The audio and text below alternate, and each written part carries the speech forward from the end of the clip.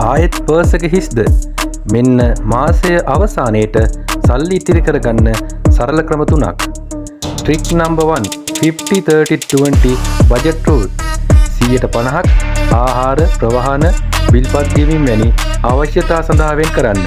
130ක් චිත්‍රපටියක් නැරඹීම, චාරිකාවක් යාම, කැමති කෑමක් ගැනීම වැනි ආශාවන් වෙනුවෙන් වෙන් කරන්න. 120ක් ඉතිරි කරන්න.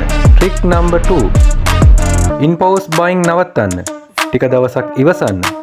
කිසිම දෙයක් add to cart කළ සැනින් ගන්න එපා. දවසක් බලන්න. ඒක ඇත්තටම අවශ්‍යද කියා. Trick number 3 ස්වයංක්‍රීයව සල්ලි ඉතුරු කරන්න. පඩිය ලැබුණු ගමන් ඉතුරුම් ගිණුමට අවශ්‍ය කොටස යවන්න.